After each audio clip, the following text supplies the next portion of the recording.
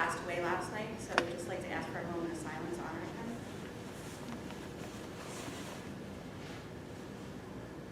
Thank you.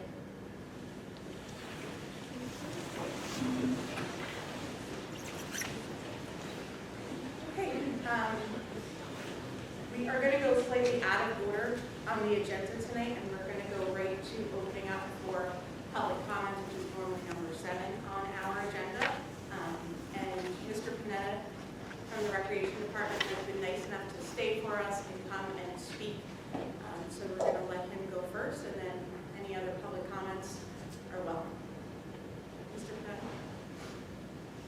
If you wouldn't mind, and this goes for everyone, if you could utilize the microphone for our recordings and just note your name and address.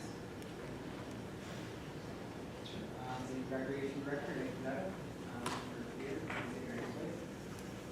so I've been approached by the current ski club for Valley Middle School in a need that they next year are looking to hand off the program down to the rec.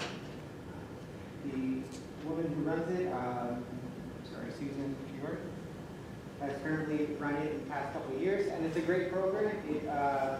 It runs 50 to 60 children going skiing on Friday nights, sometimes Thursday nights over Mountain Creek.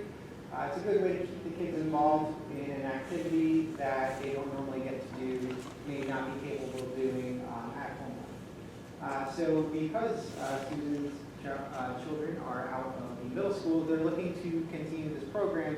But the school, I talked with Ski Forte, the school would like the recreation program to kind of hold part of it. Meaning that we would take the registration, talk to Mountain Creek, get the bus company involved, and basically hand it off to us. I've spoken with the mayor about this, and we both seem to be in favor of this. We're, obviously have details to work out, but the program itself is very good. A lot of kids do it. 50 to 60 kids is just a great example of a well-run program. By the way, talking with Susan, it seems that she has everything pretty down and everything's very smooth running. So it's something that we would like to see. A couple hurdles, we just have to get a small committee together, just to throw some ideas through the year, maybe 5, 6 people on the committee. Work out some of the details, do a little bit of legwork each person so it doesn't fall on one person. But from the township perspective, we do think it's a positive program. We'd like to continue running it, and it's something that we would like to help you continue in the future as well. Thank you. Dr. Forte couldn't be here tonight. He's recovering from surgery, but it's my understanding that he had approached the Recreation Department about continuing this program, and should the Recreation Department take it over, they would provide the school with a certificate of insurance, and you would then be able to utilize the building after, of course, filling out the proper paperwork and providing a certificate of insurance. You'll be able to utilize the building as a space to meet also. Thank you. Thank you. Anyone else want to speak? Please just come up to the microphone. Oh, Mr. Mayor? Oh, sorry. I apologize. Sorry.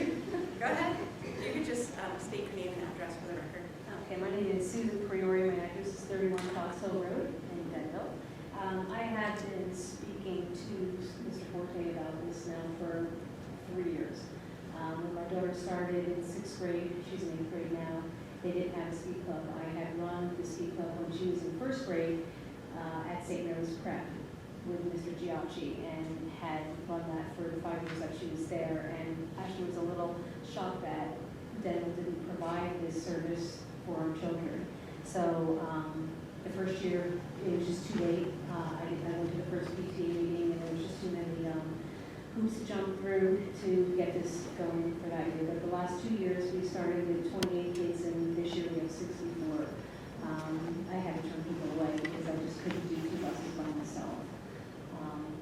There were a couple of things that Mr. Forte was asking me about when I had approached him, saying that my daughter's moving to more Knolls, and what are we going to do going forward, because I just couldn't look at these kids and say, this is the last year, see you later. These kids love it. I'm sure some of them may want to come up and say something about the program, but just looking at these kids, when they walk out of school, their boards in their hand and their skis, and they're smiling, and they're outside doing something that's healthy. I mean, how can you not go forward with this program? One thing that he was asking me was, are there other middle schools that do it? He knew that a lot of high schools support programs like this, but he wasn't sure about middle schools. I do have a full list. There's 9 or 8 schools that I have here, and I actually have a copy for all of you. He had wanted to call in and talk to their superintendents and see how they were running the programs. Of the 8 schools, we have Boone, Mountain Lakes, Parsippany, 2 Parsippany schools, Roxbury, Montville, Jefferson, and Chatham. Out of those, 5 of the schools, the Board of Education fully supports the programs by themselves, and the other 3, the recreation departments, handle it like it seems like we may be doing this year's NIC. But 3 of the schools, the recreation departments handle it in conjunction with the Board of Education. So I have all of that, the information, and provided you with phone numbers as well. And that's it. My suggestion for the committee, I figured, I've already talked to Mr. Andes and Nick Panetta, and I was thinking like a good start of the committee would be myself. I would stay on for the first year just to help get everything organized. I've been doing it for 7 years, so for me it's very easy. One of the questions that Mr. Forte had was the bus had to have seatbelts, and sure enough, we checked the last time we were on the bus and they didn't have seatbelts. So that's at least the bus system that I use. Going forward, you can use who you want, but at least our bus now does have seatbelts.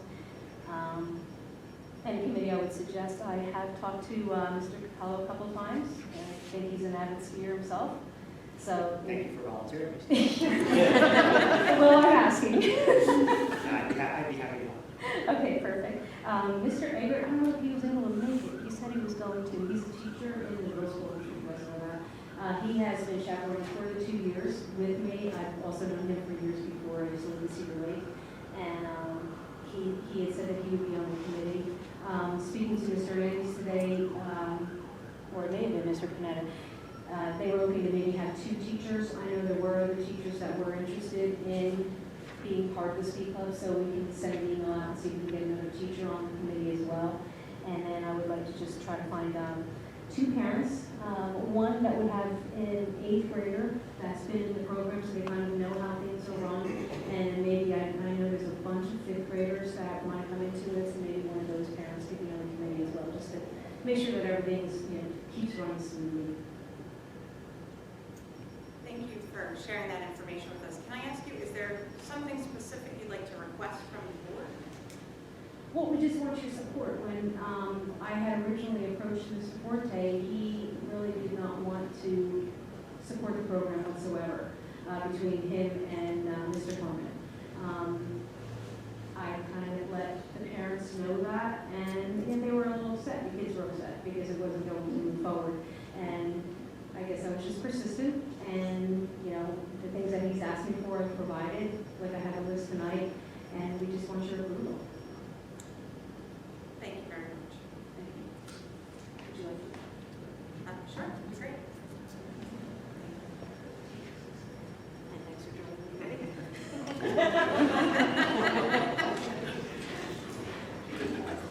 It's an unpaid position, you know. Mr. Maggie?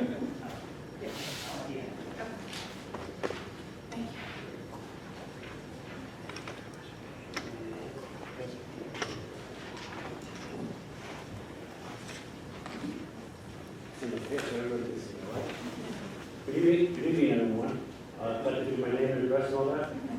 You know where you're Tom Andes, 168 Morris Avenue. Thank you for having me tonight. I only found out about this just today. Got an email from Susan, and I talked to Nick. I thought it was a great idea, just right from the email, and then talking to Susan. I was on board just by that, but when I see all these people here today, what a crowd. The support is here. So this to me was a goal before I even saw it. So the township is behind it 100%. I would have some ideas on how we can make it work. I could just talk to Nick on it, the appointment that we have two teachers, three parents, a 6th grader, 7th grader, 8th grade parent, to be advisors of the recreation committee, this way there's a rotation of parents, keep it going, whole harmless forms, it's all going. Listen, we've been doing so many things together, with the town and the board. We're working great hand in hand, and this is just another one that we can do together. And thank you for win-win, everybody, and I think this is another one. So with that, I say, everybody have a good night, let's make this one work, and I have another meeting to go. So thank you very much.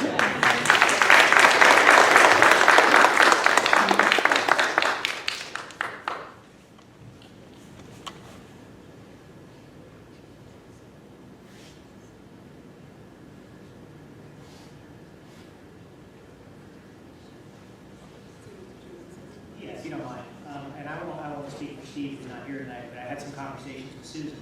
And just so everybody understands, I think the decision not to kind of move forward with this as a school club was much more geared towards the expense and the resources it would take away if we were doing it completely. Once Nick got involved, the town got involved, and we were willing to set it up and handle the busing and handle the registrations, and we would be providing a location for pickup and storage, became a very different process, at least in my mind.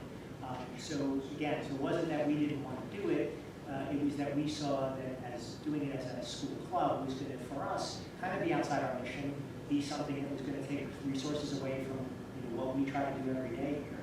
So we felt like working with the town as a partner is a much better solution. So I think that, again, like the mayor said, it's a win-win. I think it's the best way forward. As a rec program, I think it's fantastic. And again, I don't want to speak for the board, but myself personally, and I'm more than happy to be on the committee. I think providing support, providing pickup location, providing the storage for the equipment, I don't think anybody here is going to have a problem with that. So I think we're certainly all supportive of that. So I just want to make that clear, just so everybody kind of understood where we were coming from initially. Okay. Would anybody else like to speak? Yeah, please. I just want to make a quick comment. As one of 7 up here, I 100% support having a town and school board program together. Just as a little reference for everybody too, a couple things. Obviously there's some hurdles to get through, but I don't see any of them as being non-negotiable or something we can't work through. I would say we have worked over the last couple of years to really form a great relationship with the town. And I think this is just another example of a partnership where we can work together to make this work for the citizens. One of the things I did want to note too is just, we have worked at this board really, really hard to provide a huge amount of extracurricular activities at zero cost to parents. So when I joined this board, there was fees for extracurriculars, and over the last 5 years, we've eliminated that to zero, which I'm really proud of, because I think that everybody pays taxes, and we want to make sure that money's going in, and students should have access to it, no matter what their financial situation is. And I was really upset when I got here to finding out that parents were having to pay for their kids to be involved in extracurriculars. That's part of the schools. So we currently fund, and I've got the budget just in front of me, but we got it tonight, $210,000 in extracurriculars for the district that are completely paid for with the schools. So I'm happy that this has been run. Susan, thank you for running it for as long as you have.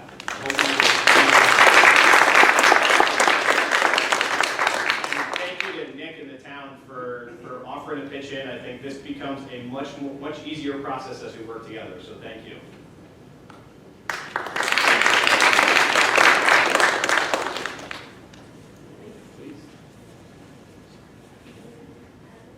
Yes.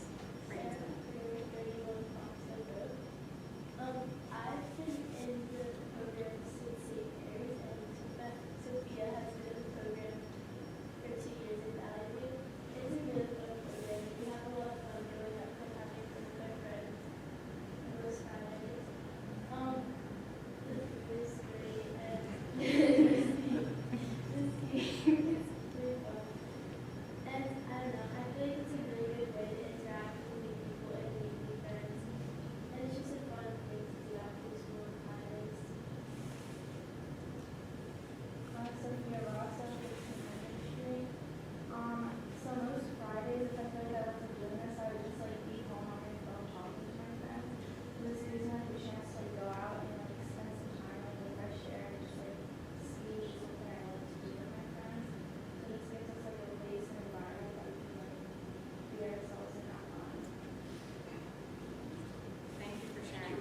Good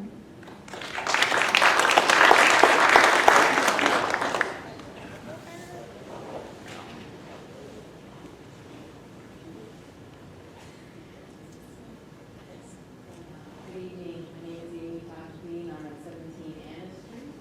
And I wanted to touch base on the economics of it. I, as a child, attended the ski club with Denville Rec. And it was made available to me because it was affordable as a group, as opposed to doing something like that on my own. And I enjoyed it so much back then. I was looking forward to my children being in the ski club, and when I realized that Denville Rec didn't provide it, I was really happy to see that it was available in Valley. I might have to wait a few years, but eventually they would be there. So I just want to say that it's really fortunate that I had this available to me, that I'm passing this on to my kids. And I would hate to see the program disappear, because there might be parents like myself in the group that want their kids to learn that maybe can't afford to do it on their own without. Thank you.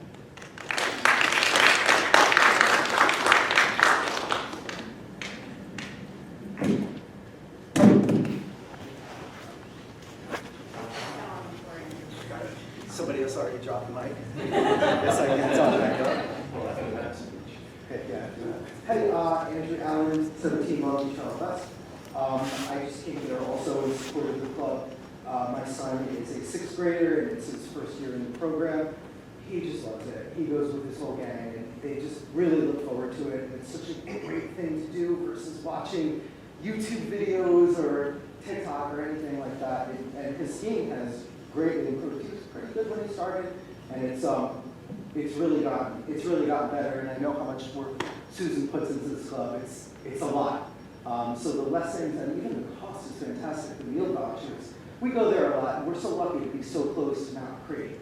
But you know, just for the convenience, yeah, sure, I'll get you the burger and the chicken fingers, and it's like $30. It's so expensive. And through this club, you know, the $10 voucher, it's perfect. He just loves it. And actually, Mrs. Wagner's kids were coming home with Sam from wrestling practice, and Sam was talking about it. Sam's in 6th grade, and Wagner's are in 5th grade. And I will quote Calvin and Anthony, "Wait a second, you get to do that in 6th grade? Lucky." So I would hate to see Calvin and Anthony cheated out of this really awesome opportunity. That's it. Thank you so much, guys.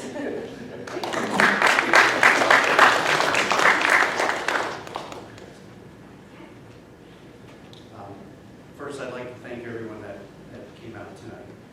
One thing that makes me so proud of this community, this town, is the support, is the involvement of all the families, whether it is a club like this.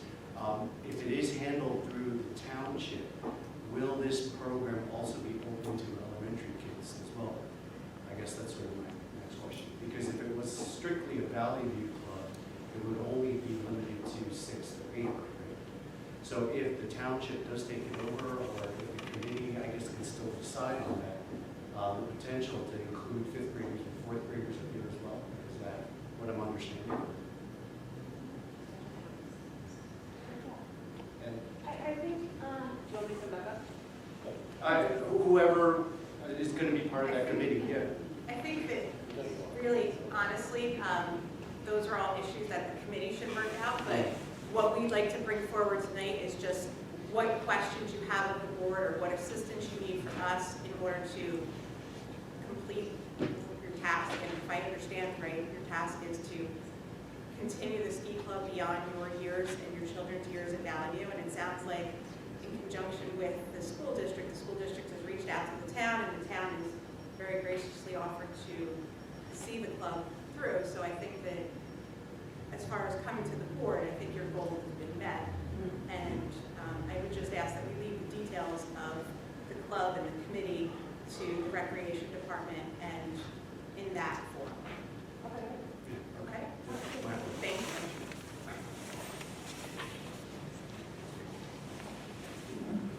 Hi, I'm Jeanette Piazzi, 19 Hitchman Avenue, Denville. I have 2 kids. One's been in the program for 2 years, and my 6th grader is her first year in ski club. I would just like to recommend, I know we're doing it through probably Denville Rec, but Riverview gets out at 3:30, Valley View gets out at 2:30. It's a big difference. insurance, so we are considering that. We've also done the Denville Rec Ski program as our family before they stopped doing the ski club, and that was on Saturdays. I can tell you the interest is a very different type of interest when you want a Saturday, or so if you're going to make this through Denville Rec, we need to be really clear who's going to be doing it. I know that you said there's going to be a committee for that, but something to consider, because these kids leave right at 2:30, they get there by 3:30, their lessons are at 4 o'clock, and they have to get back at a certain time so that they're in bed by 10:15, because sometimes we do well on Thursday night. So it's something to consider if we're going to consider Denville Rec. You know, think about it. So that, I mean, I know we like to include everybody, but I think Susan was really coming from middle school right now, and unless I'm saying it wrong, I don't want to speak for you, but we're here for our middle school kids. Thank you. Thank you. Does anyone else have anything to add about this topic or any other topic? Okay. Seeing no one else come forward, we're going to close public session at 7:54, and we're going to move on with the rest of our agenda. You are all welcome to stay, or you are welcome to feel free to go home and take care of the rest of the evening at home. There's your time. Nobody sitting here. Yes. That's okay. You want to take a little faster? If you'd like to stay, the budget presentation is next.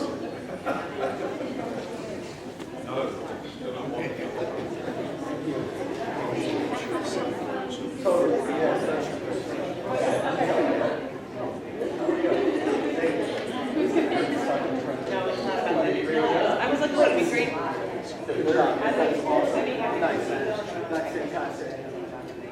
But the hard no. It's really about the time. They're not for now.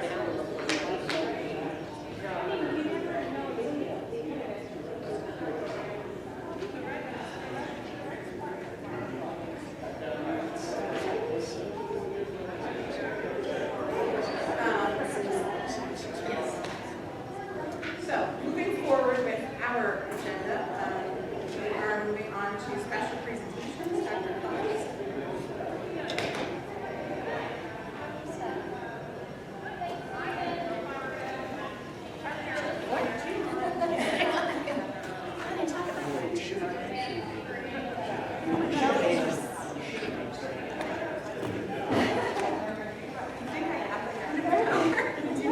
They would have stayed. Can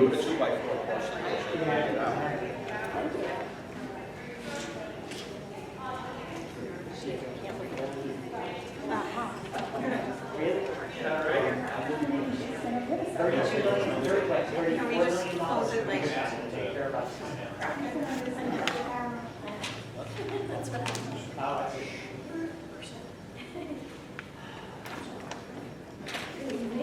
We're here for our annual budget presentation. We're going to start out, yes, our preliminary budget presentation. Start out with that 3 years ago, we met as a community and developed our strategic plan, developed 4 areas, and based on those 4 areas, develop our goals each year, and our budget is aligned to those particular items that came directly out of the strategic plan.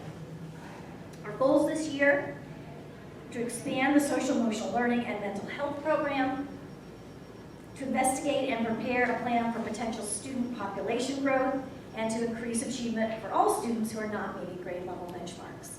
So during this year, all of our curriculum decisions, our financial decisions related to the texts that we're doing, the professional development that we are doing, is all related to those goals.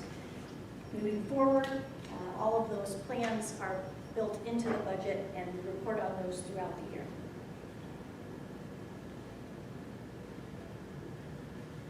The budget calendar, we start this process really early in the year. We probably start late September, early October. started with gathering a lot of information from the administrators. We meet with them and review their needs and their wants.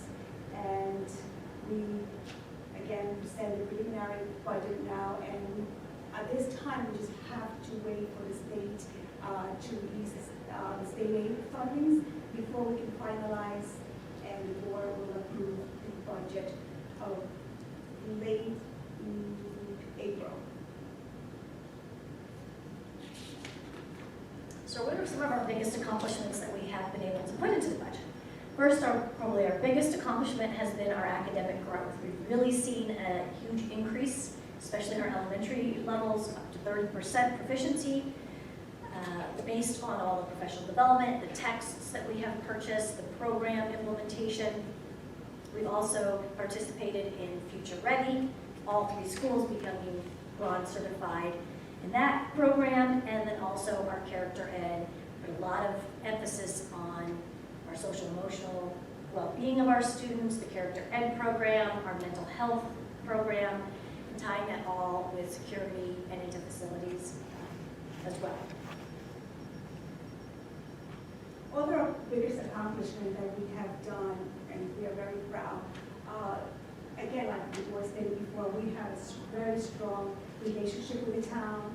We have developed a strong relationship with the police department. We have, in security, have done vestibules, security bollards at Lakeview.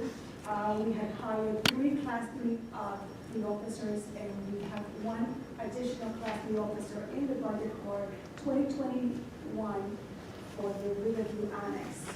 We are also are very proud to say that we have accomplished many projects district-wide, locker rooms, parking lots. We have developed best practice procedures for internal controls.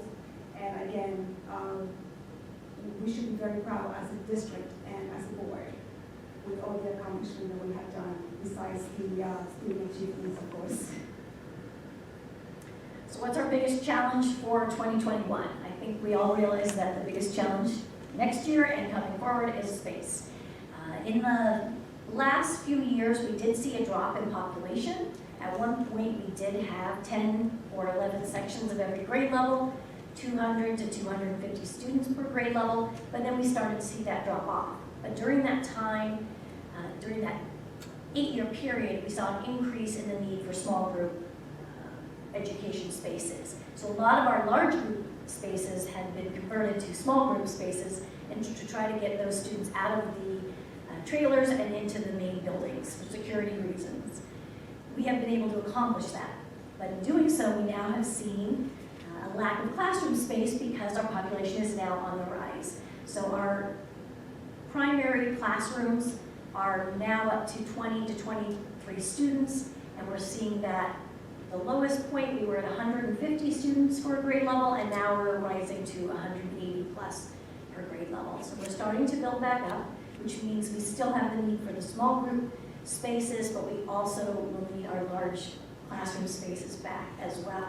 So that is why we have gone into contract with this space across the street, St. Mary's, now the Riverview Annex, to try to move some of those classroom spaces over to that building and make room for the upcoming new kindergartners.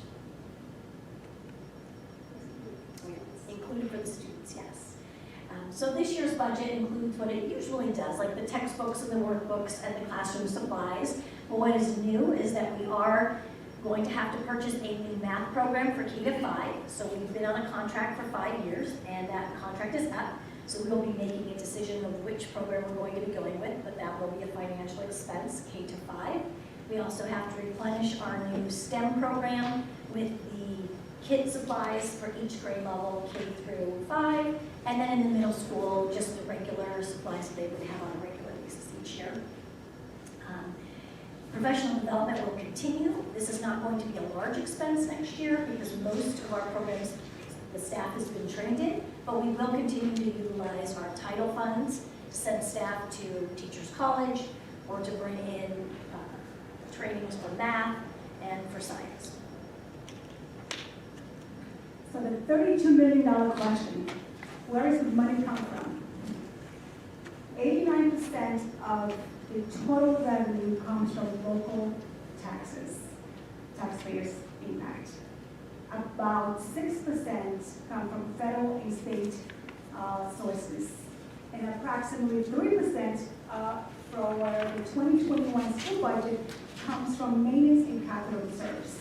And about the 2% remaining is miscellaneous revenue, facilities income, tuition income, and other miscellaneous revenue that we accumulate throughout the year. Are there any cuts or reductions for the 2021 school year? No, not some, but not a lot. The district did not make any drastic cuts. Instead, we were very creative in paying off some of the debts in the 1920 school year, the current year, to eliminate future expenditures. For example, we were able to find funds to pay off $75,000 out of the Riverview Onyx lease for the 2021 school year. We also had 2 outstanding leases for buses. We were able to find funds as well to pay off those leases. Again, eliminating expenditure for the 2021 school year and future years. We are also paying off all of our projects through capital and maintenance reserve at the same time to save the funds for the local expenditures. And it also helped that the charter schools enrollment went down. So we did not have to budget as much funds for charter schools. What is the tax impact? We'll discuss this on this future slide. So the 2021 school budget also includes funds for technology. We continue the 6th grade Chromebooks initiative. We also have money in the budget for FM's system, technology replacement for the Riverview Annex, replace intercoms, and many other items technology related. Can I ask a question? Of course. On the Chromebooks, they previously, I think it was 78,000, right? Or previous years, or it's been higher than that? We've been pretty consistent between $70,000 and $80,000 within that range, depending on how many Chromebooks we can purchase and the cost. That was my question. So is that a function of the number of Chromebooks we're buying, or are they cheaper, or? That's a function of the number of Chromebooks that we're purchasing. The smaller 6th grade coming in. I also think, if I remember correctly, a bunch went to the elementary last year. Correct. In that. As we roll the 8th grade, they will go to them. But I thought a bunch of new ones went too, if I remember. I thought. We There did have was some. if I remember correctly, there was also some donated to Lakeview from the PTA.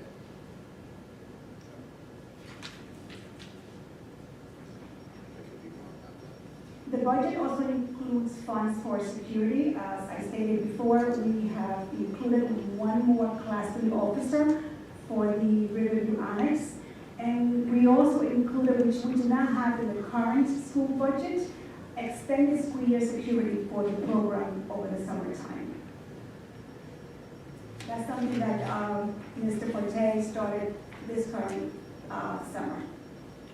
I wanted to ask about the old cameras district-wide. These are the ones that provide outside coverage? We are, for those $5,000, those are replacements of old cameras that we already have in the district. It could be indoor or outside. We did not identify them.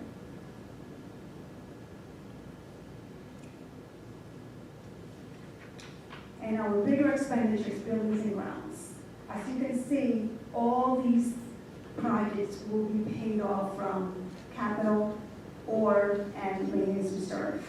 Again, shifting the expenditure from the regular budget to be able to accomplish a lot of these projects. Many of these projects in the past have been able to pay out of the local funds. However, 2021 school year, with the leasing of the new building and the other expenditures for the Riverview Annex, we decided to pay a lot of these out of maintenance and capital reserves.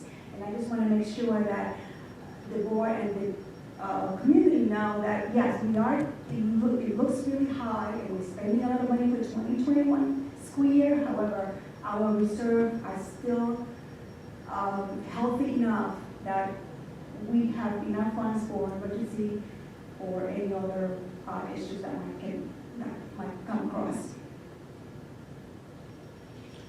Why are we recoding all three gyms? Didn't a couple of the gyms just get? Oh, we did a review a couple years. Good question. We recode the gym floors every single year. The reason why you never see it in the private is because it's always paid out of the regular budget in maintenance.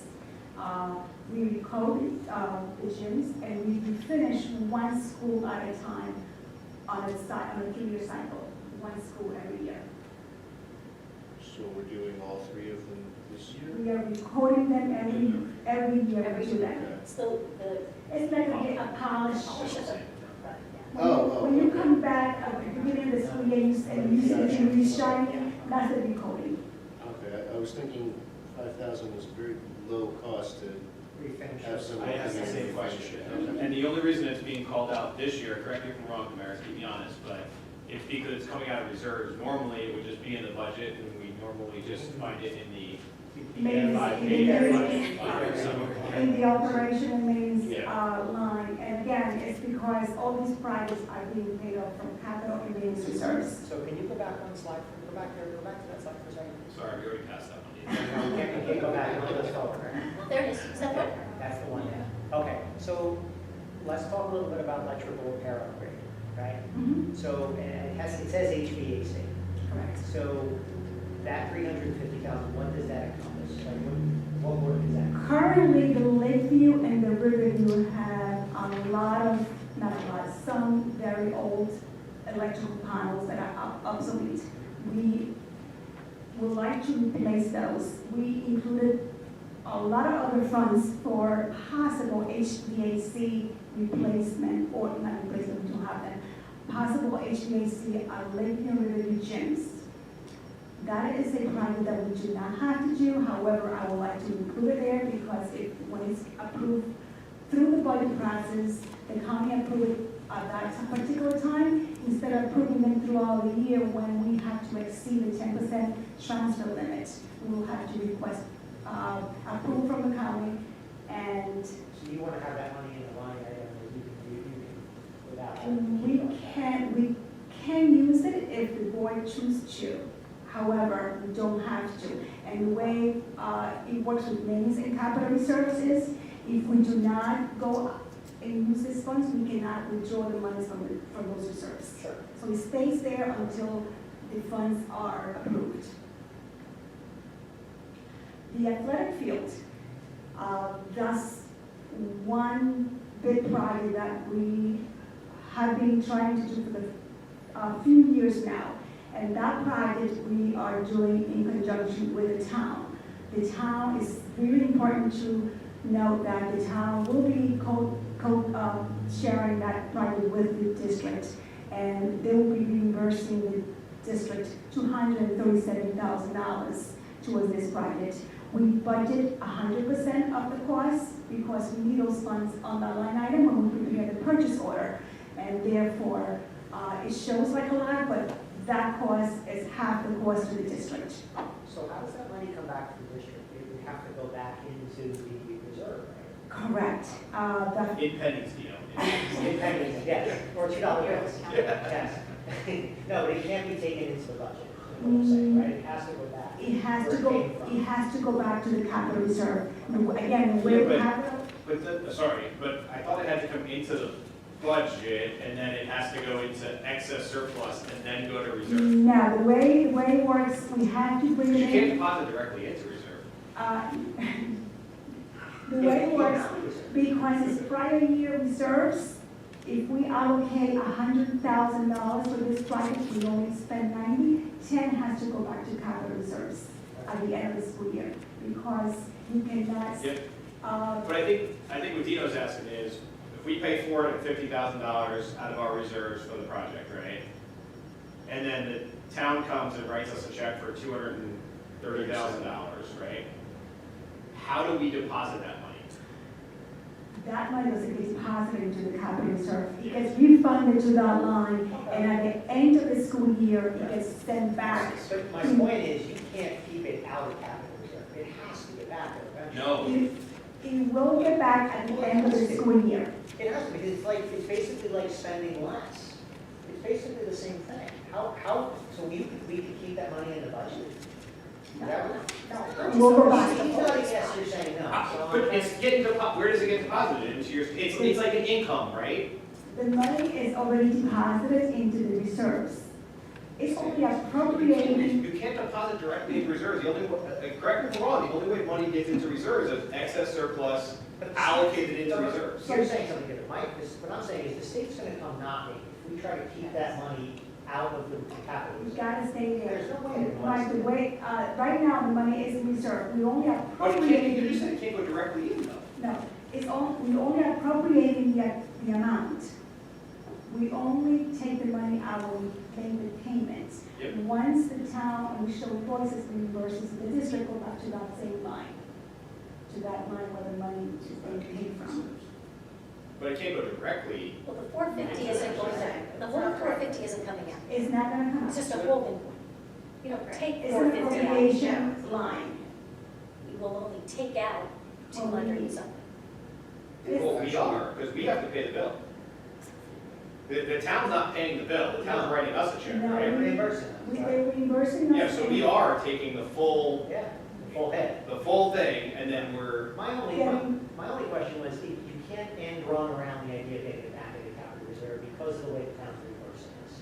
It has to go back there. It needs to go back. yes, but the only way it goes back there is a convoluted Well, I way. understand that, but it has to be. The only way it's gonna get at the end of the school year, when we close out the books and we have in that specific line, let's say $250,000. Right. That $250,000 is designated specifically to go back to that account. Yeah. I think we're saying the same We thing. are saying something. Yeah. Yes. We can't deposit it directly into reserves, is my only point. Yeah. You can't deposit it, it has to be And my- excess It's in come that away line. and everybody saying the same thing in different ways. Okay. Sorry. But the net, I mean, the point for the public that are watching it, the net of that line item is not that the school district is paying $450,000. We're paying about $225,000, Something. somewhere in that ballpark, right?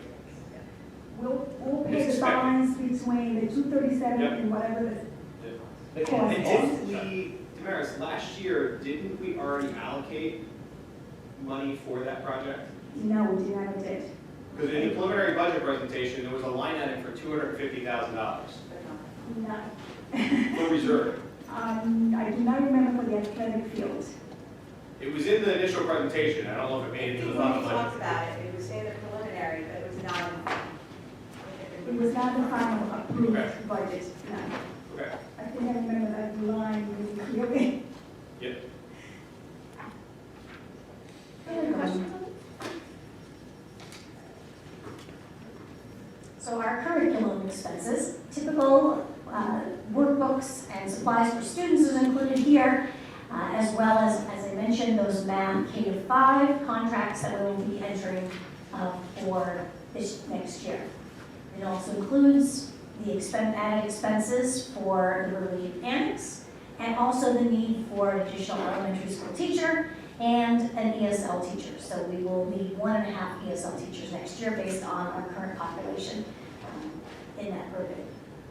So we're looking at continuing our St. Clair's relationship, and so we'll need to budget for those particular programs, as well as our behaviorist and our lease, and then some replacement of furniture. There's not a large expense on furniture next year, but that's replacement of things that are broken, with some additional standing desks, some small group space furniture as well. Dr. Willis, Yep. so the math curriculum that you spoke of is in that 220,000? That is correct. And then, am I understanding correctly that in this budget, we're scheduled to hire an additional elementary teacher from what we currently have? Yes. Next year, we know that we're going up 2 sections. We're hoping to absorb at least some of that within the current budget, and we know that we'll have to hire at least 1 more, because we'll have to go up additional section in first grade and an additional section in third grade. We're aware of that right now. The outcome of kindergarten will determine what, if we need an additional there. But right now, we need at least one. Are we And then- planning on having a transitional kindergarten next year? We do not have a transitional kindergarten next year. We do have a number of students that need programs, but that is not a program that we know that they need to go into. Has that program, we do that this year? We did not this year. Is that kind of I hope not. gone away? I hope or is not. it- I hope that we can bring that back. It really depends on the population and how many students need that program, and also if we're able to offer that program based on the number of students that might need it, but also the number of students that we have in the grade. The space is also an issue, because that does take up a classroom, an additional grade, but we were able to offer that a few years ago because we had a bubble and our population was decreasing. But at this time, with the increase, we weren't able to offer it this year. We also only had a few students that were slated to go into that one. Dr. Collins, can you explain, you said earlier we're coming up on the end of our 5-year math contract. What does that mean? So You guys are used to like you buy a textbook and you keep it for 5 years or maybe sometimes 20 years. So what does that contract include? So for the most part, we don't have actual hard textbooks anymore. Yep. What you'll get is a soft-bound book that is like a workbook, and it's a working textbook. So all the things you would have had in a textbook are in there for elementary school, but they also write in them. So what they give you is 5 years of workbooks. So every year we give them our population numbers, and they send you out, depending if it goes up or down. It also includes the digital form of the book. Yep. So we have the teacher has the license for 5 years, the student has the license for 5 years, and we get the workbooks for 5 years. Very few companies, because I'm sure they make a lot more money this way, they don't offer the hard textbook anymore. Yeah. And if you do get a hard textbook, if you do order a hard textbook, they require that you get the digital. You can't, it's like it's a package deal. So what we did a few years ago when they revised the state standards and we had to purchase ELA, math, science, social studies all at the same time, we entered into contracts and I was able to negotiate to pay it off in different years. We will probably not be doing that this year, depending on what it comes out. We're down to 2 products at this point, and what the numbers come out, we'll see. But what we budgeted is to go ahead and enter into either a 3 or 5-year contract with that for math. The rest are all supporting, and we just have to keep up on replenishing the work, making sure we replenish the workbooks if it's if it's out of contract, or the online version of things. Every year we have to buy our vocabulary workbooks. That's not a multi-year contract, it's only 1-year contracts, things like that, spelling. So when you're saying a contract, we're paying upfront and they're giving us licenses on the online version. Are they giving us the workbooks in that contract, or are they saying, like, in other words, how do we know for the next 5 years how many we're going to need? Every year, about March or April, you give your predictions of numbers and predict high, and then they send you out that number, whatever When you we ask pay for for. those upfront at the beginning? You do. Okay. You pay for them upfront, and then for whatever years, it might be a 3-year, 4-year, 5-year, whatever we can get into the budget, because sometimes these products turn over so quickly, I don't want to enter in too long of a publishing date, because then we're talking about $5. But whatever it is, and you enter into it, they send you out the workbooks that you need. You change the grades, depending on, as the numbers vary from grade to grade. Now, depending on the year, we might have to buy a few more 1-year I was licenses. going to say, if the numbers go up, that was what I was going to Yeah, ask, I've okay? had to do that. But that's small cost compared to, Pretty small.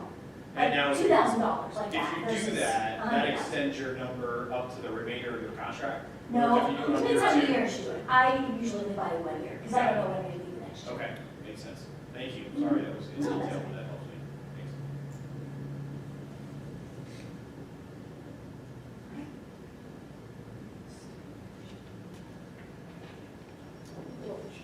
Little tiny things. So the tax impact to the taxpayer for the 2021 school year would be 2.47%. That's the equivalent of 28 cents a day 2 cents more than last year, the current year that we're on right now. I would like to be transparent to the board and the public, of course. Tax levy this year, we are taking advantage of any adjustments that is available to the district. And that $32 million includes a 2% tax levy is allowed to the district. We also had $141,000 from last year's bank cap for health insurance adjustment for the previous year that we did not take advantage. And this 2021 school year, we are also allowed to have $390,000 in student increase enrollment because our population is increasing and the state is allowing the district to increase our budget by that amount.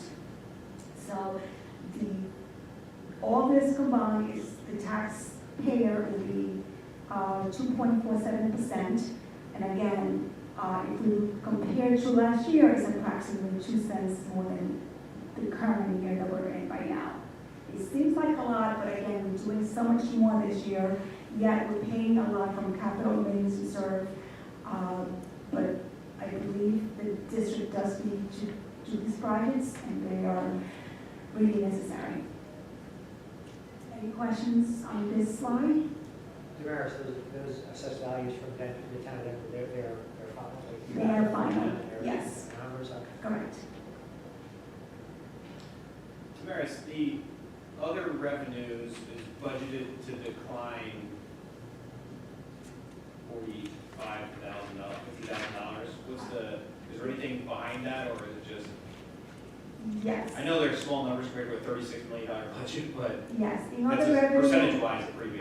we were, last year we had one student coming into district paying tuition, Okay. and it's not budgeted for the 2021 school year. So that's a huge change. Yeah, makes sense. Change. Okay.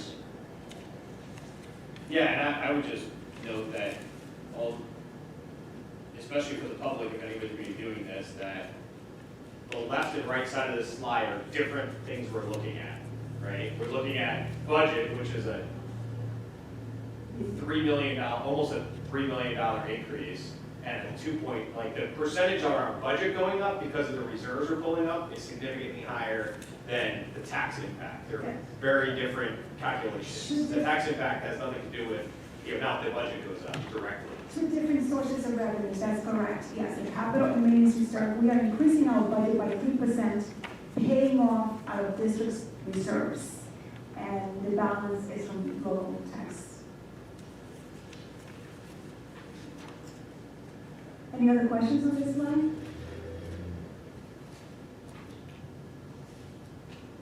As usual, we have our budget categories, and very straightforward from the budget. The board has their binders, and it's really detailed in there. And if you guys have any questions, please feel free to reach out to me. Cost drivers. Besides salary and health benefits, our cost driver, special education is one of our highest cost drivers in the budget, as well as facilities, facilities project that we have on the next school year. We also continue the mental and health services with St. Clair.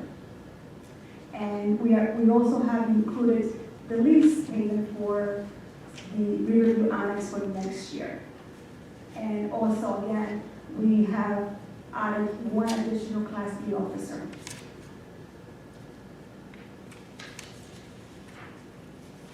And we have our Did You Know slide. This is a Dr. Forte favorite.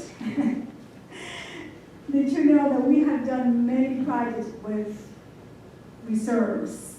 The district do not have any debt service. Again, we being very diligent, doing many facility projects, keeping the buildings well kept and maintained. And we are very extremely proud of the buildings and the way it's been run. We also have the Valley View field. It's going to get new facelift this coming year. And again, the cost is shared with the town. We have a strong relationship with town and the police department, and we are very proud of that. And I'm very, very proud to say that the district for the 4th year continued to offer free lunches for economically disadvantaged students. And the number keep growing year after year. And that's something to be proud of. Any questions? First, I have a few quick questions. Sorry I didn't bring them up, I just wanted to kind of get through the presentation. But I noticed Valley View Technology Disaster Recovery. And if you don't know, we can certainly have Cindy kind of answer this, but what does that mean? Because I know we talked about a generator at one point last year. It was significantly higher budgeted compared to what's on the budget this year, so. Where did you see that?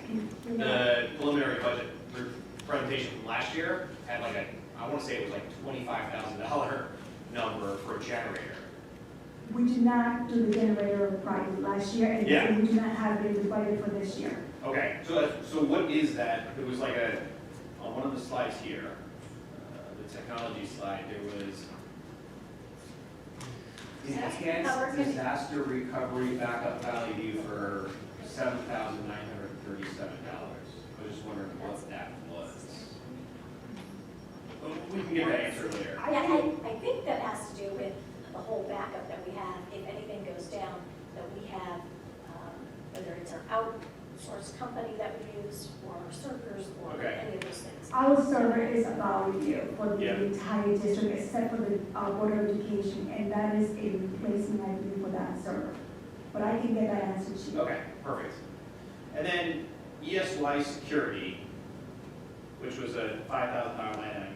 What are we thinking for that? Because obviously that's not the cost of a class 3 officer or something. What is that? Now, the extended school year program over the summertime, this Yeah. past summer was the first time that we hire Class 3 officers to be available for those programs. Okay, And they don't spend the entire day, it's only a few hours a day, and that's why the cost is so much okay, less. so that is a class 3 officer during. That is correct. Okay, great, because, It goes up I've- to I've- much. It yeah. goes up to 3 hours. okay. And that's only a few I hours. was gonna say, if we're gonna do security, to me, going to a security guard, I've talked to plenty of other boards that have done it, and it usually doesn't result in an effective way to provide security, in my opinion. So I'm glad to hear that we're class 3. I mean, to me, that's the only way to go. That was not budgeted in the 1920 school year, and we did pay for it this past extended school year, and it's Okay. budget for next year. Great. How did we just do that with one of our existing class 3s from normally from the year during the regular year? Whoever is available in the year, yes. Mhm. Yeah, it'd be interesting. I'd be interested in understanding contractually just how we did that, because I know there's some restrictions with the law, and I'm sure you guys. Dr. Forte figured out with Yeah. the police department. Yep, great. And I know I shared some of this stuff with you earlier. So the electrical upgrade and HVAC, I just want to go on the record saying that I do not support spending $300,000 on air conditioning in 2 gymnasiums. It's just my personal opinion. I think you said there's about $50,000 in electrical upgrades. If there's boards that have to be replaced because they're outdated and they're, I completely support getting our infrastructure up to speed.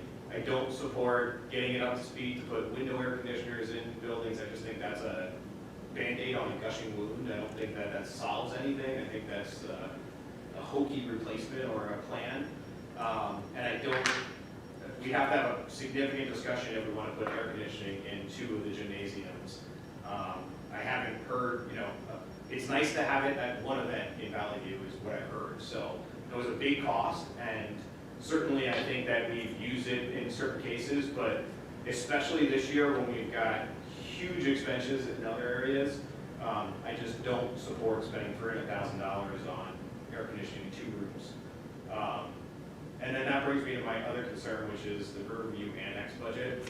I will say that I am significantly concerned with the Riverview Annex from 2 different positions. Number 1, the budget, and number 2, the timeline.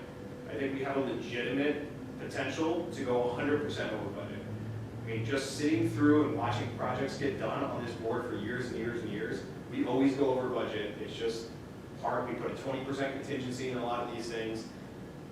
$283,000, and I look at what has to be done in that building, and I don't think we're close to being able to, all the projects that we've talked about. We've talked about so many things, from every room getting painted, to board refinishing, to technology. I mean, technology, I guess, is in a separate line item, but there's a significant amount. There's roofs that have to be fixed. I mean, I just look, bathrooms that have to be upgraded. I mean, I look at the amount of work that's been done, and I am significantly concerned with both a budget and a timeline on that. We're over 2 months into our lease over there, and I know we're working through the bidding process, but I was in there last Sunday and nothing's been done. I mean, there is nothing.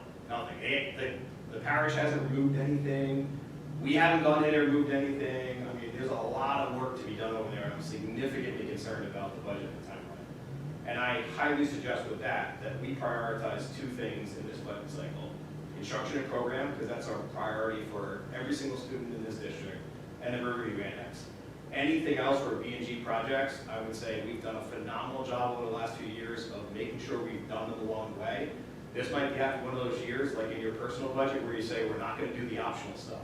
We may have to push some stuff off. And we could always find a way to make it a priority. I know we always, we've had doors and windows that have been non-functional for years. This might not be the year that we have to take on those projects. That's just my personal opinion. I think with my concerns over budgeting this year, I would say put those 2 things as priorities, and everything else, if we have to delay them, I would suggest we delay them. Good, valid concerns. But then, and by the way, those are not anything to do with all the amount of work that the finance committee and you and Sandy and Steve have done. I mean, I really appreciate it. It's just, I mean, I can't tell you how concerned I am about that building over there. I really, really am. We have been really, really involved with that building, and again, you're seeing the $283,000 budget in the private line item. The technology is not included in that $283,000, and we have been working very diligently with the architects, and meeting them, talking with them constantly. We do have a plan. We're going out to bid. We have been obtaining different quotes for different items, and it will be challenging, but we are confident that it will be done. I know it's scary, and scary for all of us. We're all really scared right now, and you're not the only one. Flooring, paint, security vestibules, It was picked electrical, plumbing.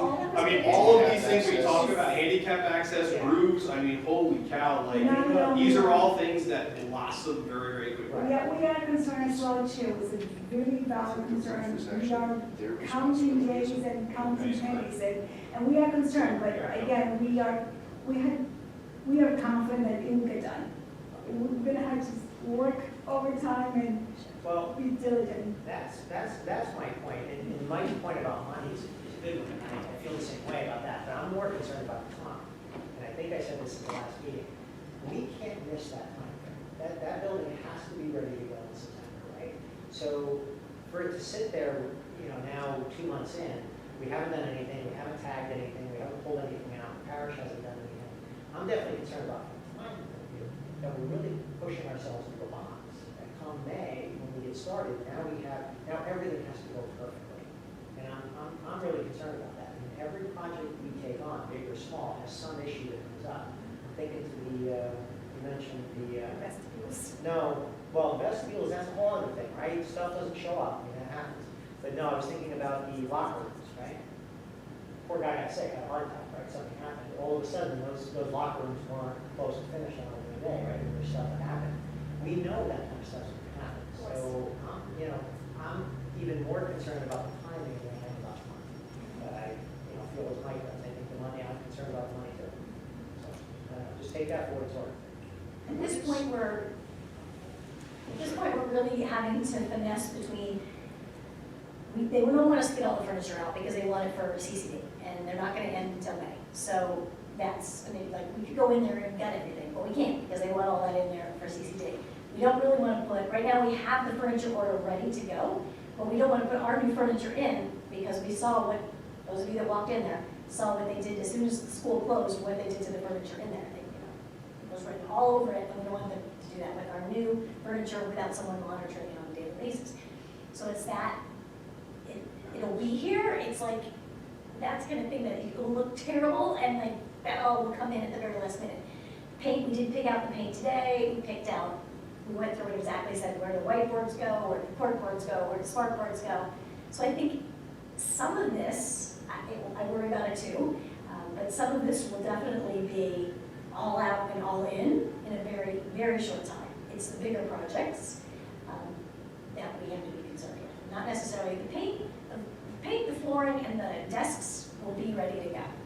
It's any of the chimney and roofs. Yeah. And those You're gonna things. have people in and out, and you're having, it's a big, complicated project, all kind of having this dance, right, it all has to go on. That's a concern, right, because, you know, it's not gonna be the architect that's gonna be managing it, right, it's gonna be us. No, they will be managing it. They will be managing it on site, there's gonna be somebody here They are, that's. their contractors. Okay. Managing it. I understand, but. Somebody pays for that. Well, yes, Well, we are. If that's our goal, to, Well, you know, I feel like we cannot miss that September deadline. We cannot have major things not finished in that building and we open it up. We just can't. We're gonna have on the Gantt chart what the same areas responsibilities are for, you know, removing items from the building, restoring them. I mean, when I was over there, you know, it was like bomb. I know, we were there just today, but. And I understand there that is the a list. activity's going on now, so it sounds like It's that been- has to, that has been has to on. be included before we can do a lot of it, but that should be on the Gantt chart, because, and basically Harry's, you know, the operations guy there, he's a jack of all trades, so you look around what needs to be done there, it's a lot of work for one person, and I don't know if they're gonna hire people or get some volunteers to do what they have to do before we start the renovations and moving more things in. I mean, last time I was in there, there were student records from the previous school. So, I mean, and I don't think any of that has been touched since we signed the lease. So, I mean, to me, I think if one of the issues is getting stuff out of there because they're using it for CCD, can we offer Riverview as a CCD location? We Well, I mean, definitely can we have. make this work? To me, I think if they're refusing, that's a whole nother discussion. We're paying them tens of thousands of dollars per month to leave a building empty. And I just want to make sure that we're working together to try to, because there's been not one religious symbol removed, not one, there's some issues that I'll talk to you guys about offline that even I saw this weekend. They've taken out a bunch of the crosses in some of the classrooms, but that's about it.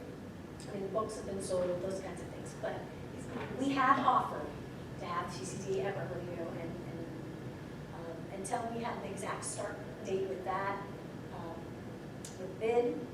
However, that was the last discussion as far as the furniture, because at one point Tina and I were like, let's just get all this, let's all go, and they're like, you can't get anything because we're still using those classrooms. I'm like, no, nothing can go yet.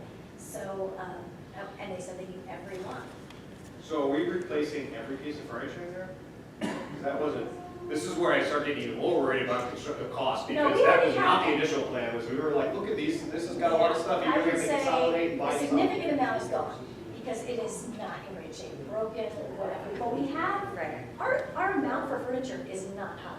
It's like 40, We got a quote on it. it was less than tables and stuff.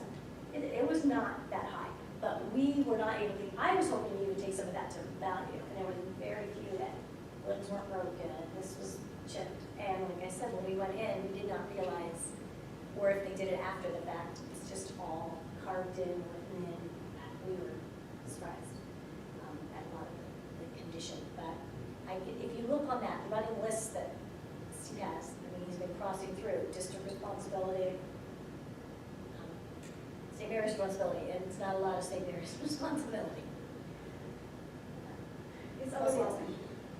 that's I got a question about the electrical repair, upgrade, HVAC. How much of that 350,000 is for the HVAC, and how much of that is for replacing the fuse boxes with breaker boxes and upgrading the wiring? We estimated,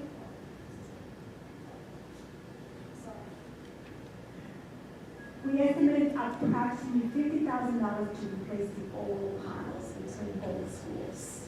And we put in about $300,000 for possible HVAC. Again, this is only a placeholder. We don't have to do it, and the board don't have to approve it. This is just preventing from, if we decide to go forward with this project, we don't have to exceed the 10% transfer limit and request approval from the county.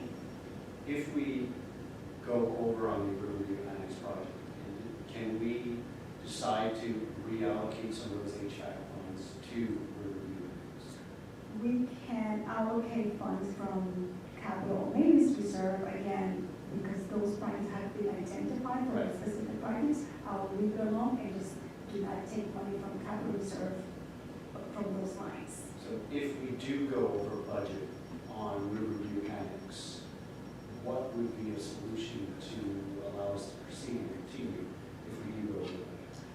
The county allowed the district to use maintenance and capital reserve for that specific project. And at that point, if I exceed 10%, I'll have to request approval. But we can. But there's ways. Yes. But it's no different whether you allocate that 350 or not.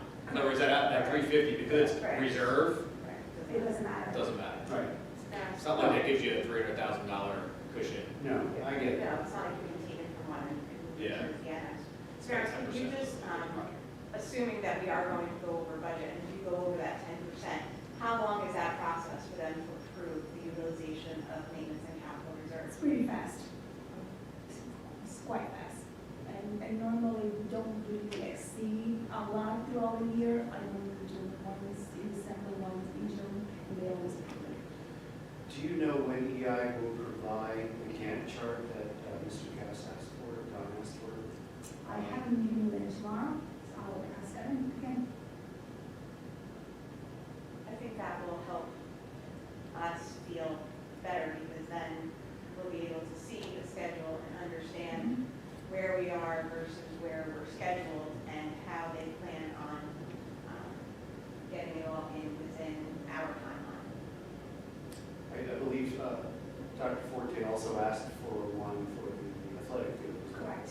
And they will be providing that once we receive the bids and we award the project, then they will start giving us that information. And by the way, the bid for the athletic field will be on February 12th. Can you move to slide, the budget slide, the tax, slide? Yep. Can you explain how the 2.47% is calculated? I tried to do the math. It's a little convoluted because it's a calendar year, not a fiscal year. So that's probably why the math is not working out. So the town calculates that 0.47 based on half of the taxes from 1920 and half the taxes from 2021. So don't try to calculate it. Got it. Back to the electrical repair thing. I understand that you look at a fuse box and you say, oh my word, that's old, it's disgusting, we need to get it out, it's not safe. The truth is, there's absolutely nothing wrong with them unless there's some kind of physical damage to them. Yeah, they're old, they're obsolete, but they still work. And I'm, with all the rest of the stuff that we are spending this year, I'm not happy about the $350,000 for the repair, upgrade, and HVAC on there at all. That seems, we've already got two big budgets. We already have two big budget items going on. We got the Riverview Annex, and we have the athletic field that the town is kicking in half the money on. So it seems like a serious case of overreach to be looking to do a third big project when we've already got two big ones and there's already serious concerns about one of them. I think we are trying to do too much at once with the electrical stuff. Good concern. We had a study done for the school on the electrical panel. And again, they identified some of the panels that are obsolete and they did recommend to be replaced. It would not cost $350,000 includes the HVAC, and that's the bulk of the projects in there. I understand that. I also know that I spent a few years as an electrician when I was in college, and obsolete does not mean ineffective or dangerous. And I don't believe it's a situation like akin to the transformers that are sitting there in Valley View, that the electrical company said, oh, you gotta get those out right now because they're dangerous, or whatever the phrasing it was that they used. I don't wanna misquote them. This is, I think all of that is excessive and should not be in the budget. Maris, did you say that, or somebody said that of that 50,000 was for actual panel replacement? Approximately, And yes. 200, the remaining 300 was for potential. HVAC. Okay, so that number would look very different if you took out the possibility. Absolutely. And again, this is preliminary budget. This is why we're having this discussion today, just to hear your input and your questions. And we'll just listen to you guys and follow your leads. We can recommend, and you are the one who will be doing the final approval. The interesting comment about the HVAC is that it's from reserves. It's not going to impact the tax levy one way or another. Correct. The biggest thing I heard during the finance committee meetings was that if we decide not to take advantage of the full amount, we run the risk of going under budget with teachers' salaries, with healthcare benefits and everything else, which may ultimately result in us having to, or us not being able to afford paying a teacher's salary or something like that. So I think the questions that I've been asking myself as I reviewed this budget is, all right, which one is from maintenance reserve and capital reserves, and which are from the actual non-reserve revenue stream? And I guess the topic of discussion is really on the reserves and whether or not we use it this year or next year. It doesn't really matter. But for me, the tax levy, I do feel that it's going to be tight next year. So we may have to take advantage of the full tax levy that is being proposed. Subsequent years after that, we can have a separate discussion. For this budget cycle, it's going to be tight. It sounds like it's going to be really tight. Especially as we try. I mean, the fact that we have to move the floors of the gym, the 5,000, and pull it from reserves is sort of an indication of, man, that we may not have anything left this year, our next budget cycle. So I think from my standpoint, it's going to be pretty clear. We have to be really creative next year, absolutely. I truly agree that we should take advantage of the capital, of the bank cap and enrollment adjustments. Again, we have an expiring contract coming up, we have a review on this project, and any other issues that might come along. Now, Maris, the next budget cycle, you might be having a very different conversation. We'll have that. Exactly, we're taking percents that day. One step at a time. Any other questions? But I would say, I mean, so I'm trying to understand, I still would be very mindful of anything, even if it's coming out of capital reserve. That's fair. It's not free money. Because No, at the end of the day, if you take out an extra $300,000 for a project, that's $300,000 that next year we don't have. Right?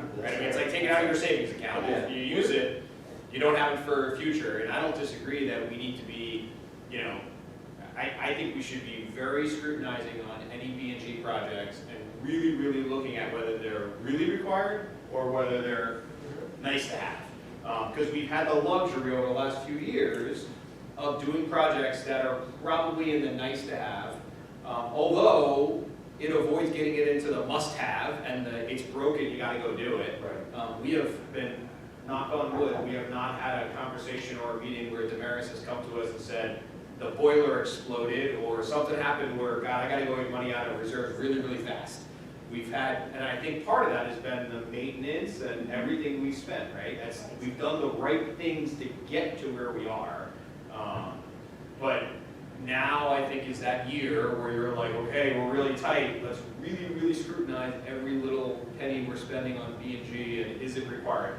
And an instruction program, that's stuff we have to do, guys. That's like, I mean, I think everybody agrees. And I'm I'm below that, yours. But, you know, I would say, and Damaris, just so you understand, from a project perspective, and I think what Dino was kind of mentioning about timelines, I think the concern, like I said, is both budget and timeline, because we've gone over budget on certain things, although we've been pretty good with a lot of our projects in the past. We have not been good with hitting timelines the last couple of years. We've been really, really bad. And I'm not saying we, as in like this group, just our contractors that we've hired have just dropped the ball on security vestibules and the locker room. I mean, I don't, we've had so many projects, like every year we're like, and we've had projects that have gone 6 months over some of these things. So that's our big concern is we've told the public we're going to be ready to open that building in September at the same level as what our existing schools are. So I think that's what's really, really critical is making sure that we are ready to do that in a timeline. So we need to hold our contractors and our architects and our project managers and everybody's feet to the fire to say, this is not a soft deadline, this is a hard deadline. And we better give them a deadline that's way before what our real deadline is. Well, that will be part of this documents, that we have to be very, very specific, and like you said, we have to drop that deadline. If not, we had to encourage charges to them too. So we had to hold them accountable. Yeah. Well, that's We've asked for that for We've had that years. conversation for years, right? And you said that it's tough to do, right? Sometimes they won't bid against that. But I really think we have to really seriously consider the idea that, and look, I'm open to, and I'm only one guy here, but I'm open to saying if they come early, if you can give them a bonus or you give them a little more, great. If they get a deadline, if they're a week early, okay. But if they're a week late or 2 weeks late, there has to be some penalty. There has to be something. I mean, give them a carrot, but also you got to give them something. Okay, there's extenuating circumstances, but if there's an extenuating circumstance and the bathrooms aren't ready, the bathrooms are still non-compliant when it's time to move in, we're pretty much moved. If I'm not mistaken, we can't occupy if the bathrooms aren't up to code, right? I would think that would probably be true. You could, So I can imagine you could use the facility. And that's extreme, but sure, it could happen, right? I mean, but that's just something that I pulled out. It's one of the things I remember the details of. If there's a way to put something in place that reinforces the deadline, reinforces that if they run over, there's an economic impact to that. We can do that, we can do that in our contract, and I'm all for it. Are we certain that there is no way that they can do at least some of the work before the diocese is done with the CCD program? Well, I think as soon as we get the bids, then we have to start negotiating, like back and forth and figuring out another thing. Because at Because, this I mean, point, there's they're gotta like, be do one, some things whoever that they gives can us do. a solution. We said, can we just like crunch it into few rooms for a few weeks? You know, and maybe they'll be more open to that as soon as we know what day will they need to start and so forth. Can we do 3 rooms to get started? And they should be able to work on the exterior building and rooms that are not affecting the CCC classrooms. It shouldn't be, it should be just. Like how many days do they actually do something like that? Monday and Sunday, right? So it's 2 days a week. And actually, starting in the fall, they're going to no Mondays. Yeah, or at least that's the plan now. There was apparently a large amount of pushback. No, Which, but I mean, for by the way, Right was, now, was, they're using it 2 days. which, by the way, was told that it was our fault they weren't using it Monday, which I explained to people that in the lease, we actually give it available yeah, to we them. actually were gonna let them do Yeah, It's better for us than. Yes, it is. But that's fine. I'm pretty sure my Is is there- in better shape. Is there a project manager? Is EI going to be like? Yeah, we'll be the project manager, And they're gonna sub and we in. also have a facility director as well. I'm sorry, say that one. The facility director for the district, he will be working with EI, he's EI. Michael? Yeah, Okay. Tuesday. So wouldn't we also want to hold EI accountable for meeting deadlines, especially if they're project managing this? And is that something that we put into place, a contract? I'm not sure. Okay. Don't be agenda for finance. B&G. B&G. Any other questions? Sarah, can I ask, everything that you have in budget right now, did that go through, and forgive me, I apologize, I don't remember, because I've sat on this committee, did that go through finance and B&G, and these were the projects that they are recommending, or is this just kind of the district's wish list right now, and the committees have yet to give their input about the projects? This is the district wish list. We did not have a lot of time to discuss it with the finance committee. We had one meeting and we did not have enough time to discuss Yeah, it the in meeting detail. was held before the board meeting. That is correct. And again, my plan is to discuss budget until it's final approval. So I'm assuming we can meet, go to the Absolutely. individual meetings again. Please do so. Good? Thank you very much.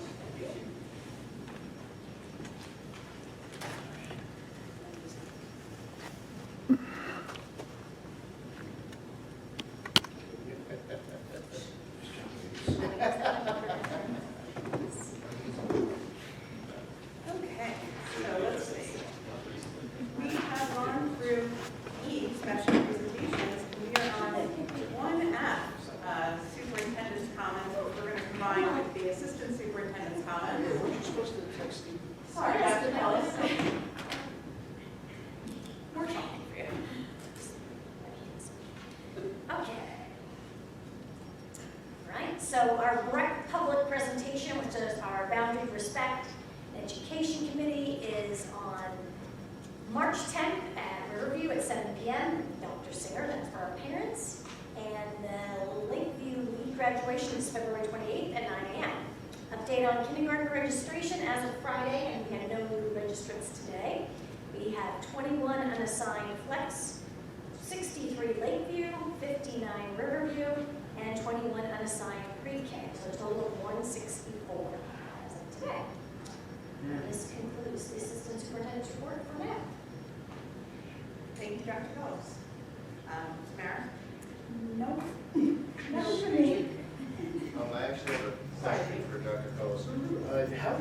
How did the budget, not budget, sorry, how did the kindergarten numbers for next year compare to the numbers for last year at about the same time of the year? Exactly the same. So it's yeah. completely within the bounds of possibility that we could end up with 180 kindergartners next year.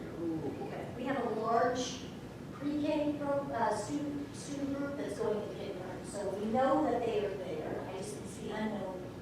I've calculated it in, but if I were to take them out, it's the same, because I didn't include that this time.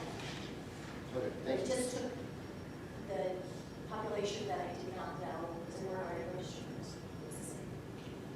Thank you. And sorry, I didn't mean to interrupt. Oh, I'm sorry. So I guess now we will, I guess we can wait until the end of our public session stuff, but it would have been. So let's go on to old business, no action to be taken. Mr. Kim, would you take us through that, please? Sure, I'd be happy to. During our next meeting, we will be going through A, B, and C, which is the board approving the treasurer of school monies report and the board secretary report, HIB cases in section B, as well as the enrollment and health reports, and minutes for reorg January 6th meeting, work session, and executive sessions 1 and 2 for January 6th session, and then the regular session regular session meeting minutes and executive session meeting minutes for January 22nd. Thank you, Mr. Kim. Under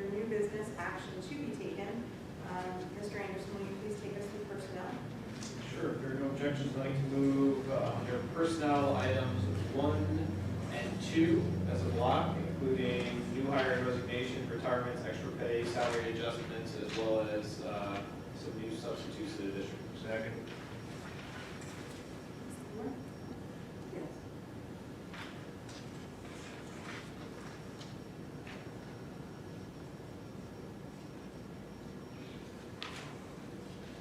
So I got a brief looking at your name. You said so. Well, I did, you were already looking at it. So I was asked today about substitutes, the difference between, in the rate, between 110 and the 90, between those substitutes. Certified teacher or not. Oh, good, I got it right. They have a certificate, they get the higher. Okay. Is that a question at your presentation? Yes, it was. They asked, I'll get into this. They asked some unbelievable questions. I was there for almost 2 hours. They had a great session. Also very enjoyable. Very cool.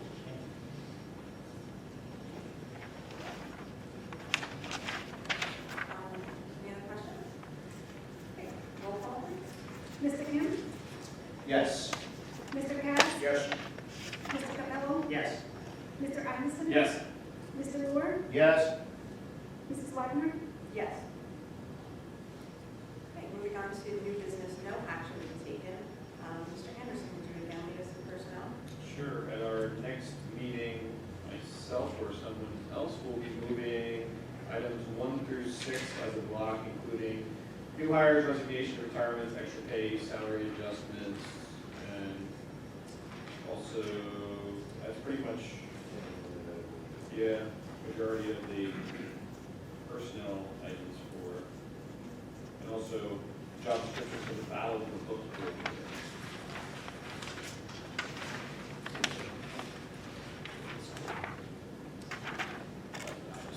I don't mean to nitpick, but is the, item number 6, is the student's name spelled correctly? Yes, it is, and we double checked that multiple times. It's an interesting spelling.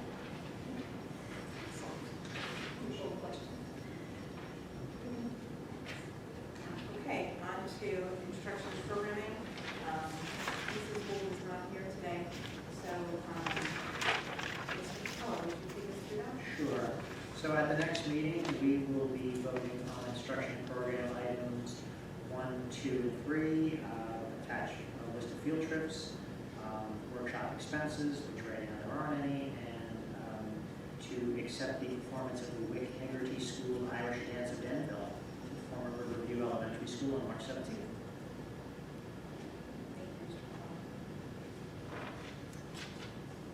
We do not have any policy revisions this evening on the agenda, so on to finance. Mr. Kim. Sure, during our next meeting, I will move, number 1, a list of checks, which we do today, as well as a renewal membership for the Quarterly Insurance Program of New Jersey, and number 3 will be approving the discovery benefits to administer commuter benefits at $3 per participant. Who's that? The last one? The pool insurance? No, the discovery benefits. Oh, I'm so sorry. The discovery benefits is a new tax that was implemented this current year, and it needs to be, we have to implement that program by March 1st. State is very similar to the flex spending, where staff have the opportunity to put pre-tax dollars to pay off the medical childcare. This is a commuter tax. Staff can put pre-tax money to pay off for, if they couldn't by bus or by public transportation, or if they had to pay for parking, they can allocate a certain amount of money, pre-tax to pay for those expenses. Do any of our employees do that? We just send out the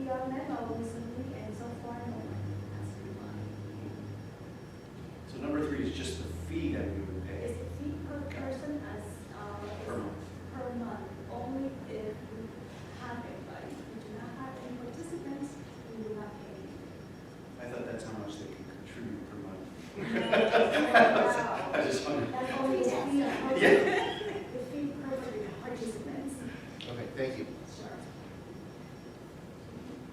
Mr. Cass, would you mind moving us through operations for next meeting? Glad to. One thing I'll point out for transportation, we don't have anything to move at the next meeting, but if you look at the minutes from the ad hoc committee meeting, the last item was waivers to transportation. That's something that's going to have to be, assessed. I've gone to all the schools in the morning when kids are being dropped off by their parents, and it's very congested. And at Valley View, the process we have in place is pretty effective. It's also dangerous. You have a police department person there stopping the traffic. The kids cross. That in Spring Road very busy. I used to run up that back in my younger days on the Whaleback Waddy, and so it's the Indy 500 in the morning. So a lot of cars already going to the schools and dropping kids off, and we already have to look at some assessment that really gets into the numbers. How many cars are dropping off kids today and picking them up? How many people would actually take advantage of that, pick up some extra money, drop their kids off? What would that do to the traffic at the schools in the morning? It's already pretty congested, so that's an item that's going to take a lot of work before, I think we get behind of pushing that. And I don't really know if that's going to be a solution, replacing a bus and a driver that does three runs to 3 schools. Because you're talking about all 3 schools, so the devil's in the details. All right, for buildings and grounds at the next meeting, item 2.1, I'm going to ask the board to approve programs to use the school facilities pending completion of district policy requirements. We have the Denville Township Recreation Department summer camp that's been going on for many, many years, very successful and enjoyed by the community for child care for the kids during the summer months. We have the New York Yankees baseball camp, another item that's camp has gone on for many years and brings us a little money. And we have the Pro Sports Experience Camp for NFL football. That's another one that's been in place for a long time. Item number 2 is to continue the ad hoc committee for security. Very important item.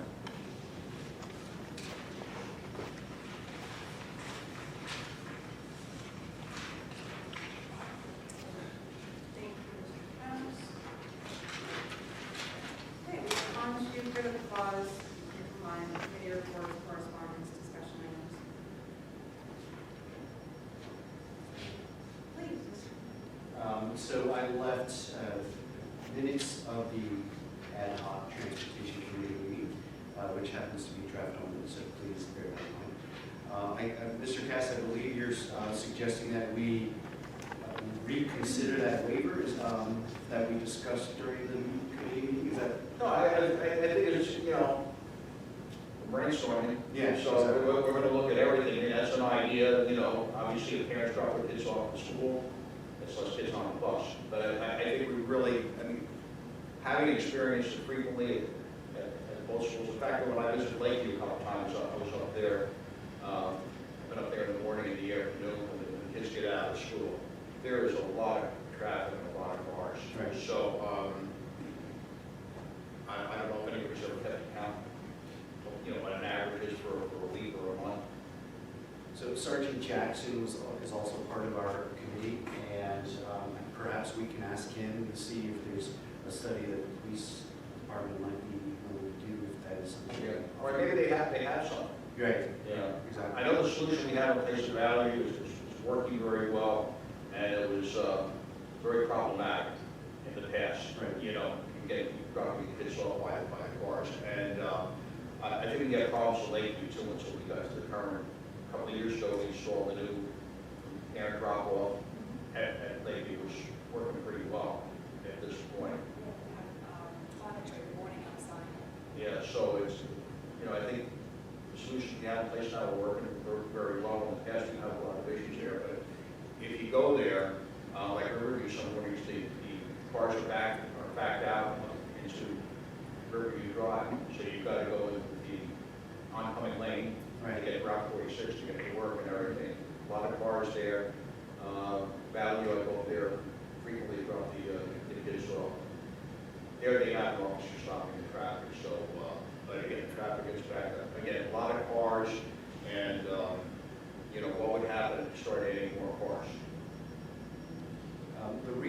why we added this as part of our discussion is that we were faced with, obviously, the issue of drivers, of CDL licensed drivers. So from my perspective, one of the comments that I made was, well, you've got a supply issue with the drivers. You could potentially outsource it, but even ESC, the outsource company, has difficulty finding drivers as well. So we don't know how viable the solution that potentially could be.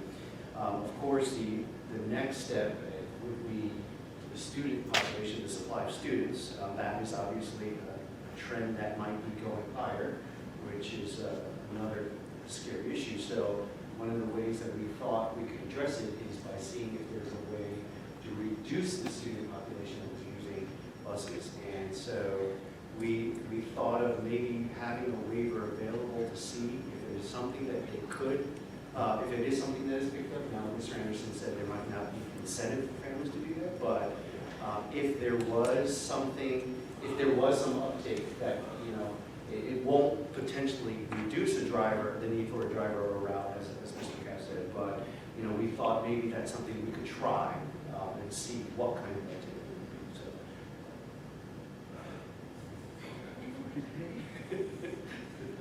I don't know, the audience can see right now that Dr. Forte has joined us for the last few minutes of our meeting. Welcome, how you feeling?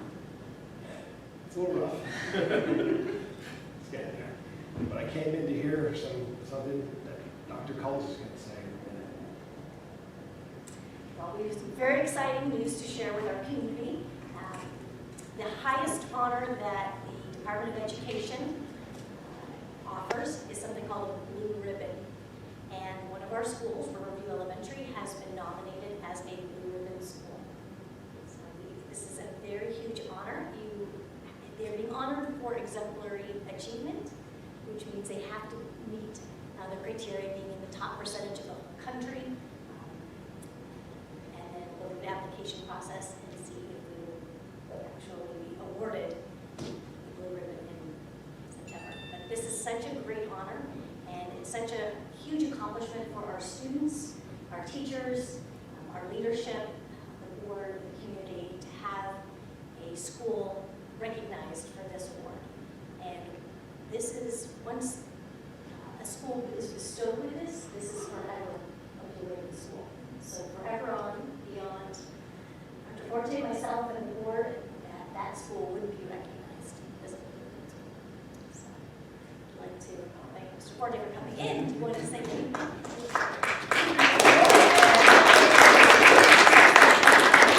Well, I shaved and put pants on. and had a tough time with my wife getting over here. But, Sandy was texting me because I said, let me know after all the other stuff's over. But, I felt like this is a once in a lifetime thing, at least. Hopefully we'll get the other two schools, but for right now, in my career of 30 plus years, and Dr. Coles' long career, it's our first time being involved in something like this. And it's definitely worth getting out to get over here to hear that, and just explain what a big deal this is, what a great honor it is for our district. It's the U.S. Department of Ed too, right? That's who's awarded it, right? It's at the federal level. It's been What going were there, since 8 9. schools? There are 9 schools, and that includes across all levels. So that's elementary, middle, and high school, private schools, public schools, VOTEC, charter schools. You'll see on the list that the majority of them tend to be charter or privates that, So thousands of schools in New Jersey. Yes. Nine, okay. Yes, only 9 of them. That sounds like. So 9 from New There's Jersey? probably maybe 1 or 2 elementaries 9 from New Jersey? from New Jersey. This is one of those mic dropping things. Yes. There's only, I just looked it up on the federal website, there's only about 9,000 schools that have ever been bestowed in the whole country. with Since this, so. 1982. Yeah, it's a big deal. If I had a mic, I'd drop it right now. So excited. It was on the table. I just wasn't good for that, but it was a big deal, and I figured maybe if you got a stormy shade with the pants on, get in here, it would show me big. Thank you for your Thanks, everybody. Good luck.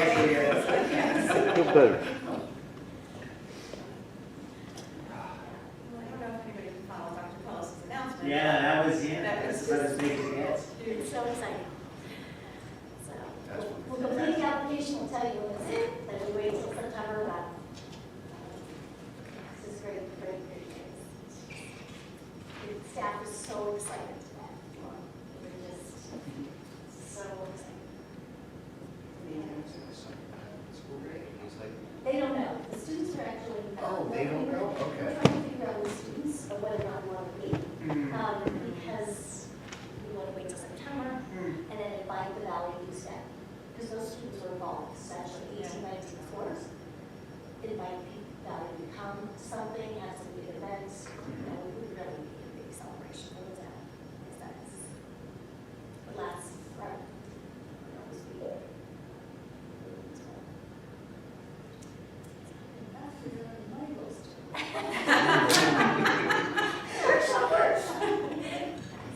We've grown so much, it's pretty exciting. So from the Transportation Committee meetings, if there's any questions.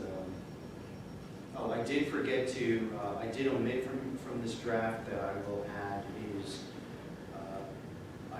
we also, Don recommended or suggested that we get school boards involved. I also talked about maybe getting Brian Bergen involved, so I called Dino up with regards to sort of the next steps of how maybe we can get school boards and Brian Bergen involved. Discussion about how rigorous the CDL license application has become, or qualification has become. So, Yeah, they talked about that just about every meeting I've been at. Yeah. With the transportation people, it's like getting abused.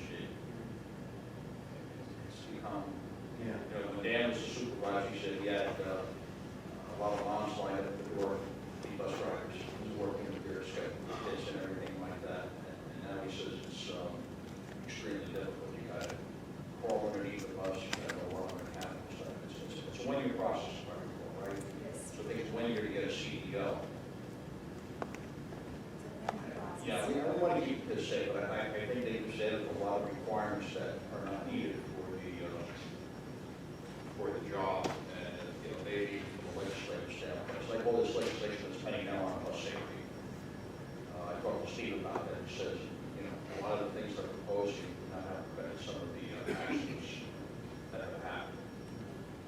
So it's we get the legislator helping out, and the school boards helping out, because every time we talk about it, it's a county-wide problem, it's a state problem, it's a county problem, it's a local problem. So what's being done to fix it? Yeah, I appreciate the transportation committee looking at things like waivers, because I think that, I think, to be honest with you, Don, I don't think we're gonna get much movement with the legislature, because nobody's gonna be supportive of, let's reduce the requirements for, you know, everybody's gonna point to safety concerns, and there's some legitimate safety concerns, and there's probably some things that are a little bit, you know, maybe over the top. I just don't think we're gonna get much progress with, and I know school boards has admitted it's a state problem, it's a nationwide problem. I think we have to start really looking at out-of-the-box solutions, and, you know, I mean, I mentioned to James real quickly, like, you know, there's not a lot of parents that are gonna say, hey, let me sign this waiver that I'll never use the school bus, but I'm paying my taxes just like everybody else, and why would I sign that waiver? What's the benefit to me? How much is it? That's what I said. I said if we could figure out a per pupil cost on transportation, and then say how much, you know, let's find a number that we could offer parents to say something. I mean, parents are already driving their kids, they might take advantage, you know, and then we don't have to allocate that seat. Therefore, we don't have to allocate that seat. Can we reduce the routes? So we've got to figure out a way, because we've been saying it for years, literally since before I was on the board. I sat out in that audience and listened to board members say, I watch the buses go by my house and they're half full. And I can tell you, I still look at the bus that stops at 3 more stops before it stops at Lakeview, and the bus is maybe 3/4 of the way full. But there's plenty of room to be more efficient here. The problem is that we allocate seats for parents that are driving their kids to school. So how do we, so I think we have to start looking at some out-of-the-box solutions, because even the out-of-the-box solution of outsourcing routes is still not efficient. I had maybe a much more glossy picture of us being able to get more bus drivers. I don't necessarily have that outlook 2 years later after we've been fighting this fight. So we can continue to try. If we do benefits and adjust the workday based on the people that are manning the phones, looking when they're looking for drivers, that would help put us on a level playing field with a lot of the other districts, including Morris, those regional districts where we've lost some drivers to, we would match up to them. So, and I think a lot of people would like to be local. If they live in Rockaway or Denville, Parsippany, nearby, they would rather take a job in Denville than have to commute maybe 20, 25 miles to get a job with benefits. I don't know. I mean, because those districts have the same problems, and they're offering those things already. So if they had extra drivers where they're like, hey, we get 20 applicants for one driver, I'd say, hey, it looks like we haven't hit the gold mine over here, and they have the same struggles. So if they're struggling, and we're, I don't know if you're throwing good money after bad money, I'm not sure if that's. Yes. There's not in the box. Well, lower the driving age to 12 years old. That's stepping out of the box. Drop yourself to school. And then you're sitting here we need more parking. We need a parking spot. Bigger buses. Make it legal for the kids to drive the. We talked about double-decker buses a few years ago. We do that. We already talked about this, it won't fit under the bridge. Some more streets on it. Let the kids drive four-wheelers. So, to tag off of what James said, so actually James contacted me right after we had a legislative meeting with the Private Driver's Office. So Chris King took us down, it was actually 4 of us, Mike Bertram from Morris MHRD, Paul from Wharton, and Irene from Blue Township. So we met with Brian at his office for about an hour and a half, great meeting. We talked about School Funding Reform Act, he understood that really well, he understood the issues obviously we're facing and fight it, and we'd like to continue to make sure that funding still continues to come to us. Of course, there are issues that got hurt by that, and we talked about the 2% cap, those issues, he's got a very good understanding of all of that, which was nice to hear. We talked about unfunded mandates, Don, which again, he's also not a fan of, and the biggest thing that came out of the meeting is, obviously, he understands, I think, that there's a lot that he doesn't know about what we do. And what we talked about is that if he's got a question, if he has a position paper on something, he'll reach out to us to ask questions. He's more willing to reach out to anybody at school boards or any of us if he needs to understand what the impacts are to us. So that was really kind of helpful and that fruitful conversation to have. So I think he's a good advocate for us down the track. And we're going to try to keep that communication open. So, It's great to hear. Is there any other words or comments? So I had a great presentation at MCSD today. I met with the juniors in the education learning department. I said they spent over an hour and a half, and they had questions about salary guides. They had questions about negotiations. They had questions about ethics, in terms of what we do as board members and what we can and can't do. We talked about the process of running to be a board member, and once you're on, what do you have to know, and how the committees work. They're going to be attending board meetings all over. They have to attend at least one board meeting. I think some of them are going to come to our next session as part of their classwork. And it was great. It was amazing the level of questions and information they were looking for from me. So it was really kind of encouraging to see them just really excited about it. We had a lot of fun. Who was the group that you met with? So the Education Learning Academy was at VOTEC. So these are juniors, and they are just starting a unit where they start to learn about administration, and they're also learning about the board and how the board functions in relation to the district. So it was pretty cool. Like I said, they had questions for me about some of the details of negotiations and how it works and how we negotiate with the union impressed by the level of detail. I'm impressed that they were asking about salary guides. They were asking about salaries and moving across the guide and how that works, and is that an impact to us? So we was telling them, it's obviously an impact to us, and how do we deal with that? So yeah, really, some really astute questions.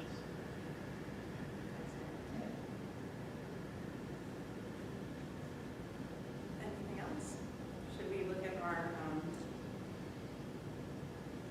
Board of Ed highlights? I think we know. Oh, I think we know. 1, 2, and 3 are very obvious. Blue ribbon, blue ribbon, blue ribbon. I kind of usually put it like this. That's the instruction.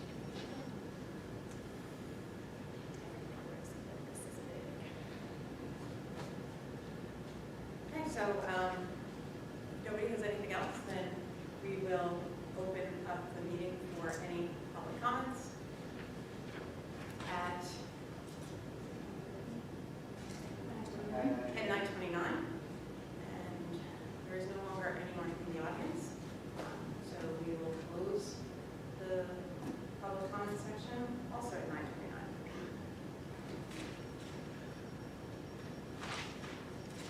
Is there a need for a second executive session?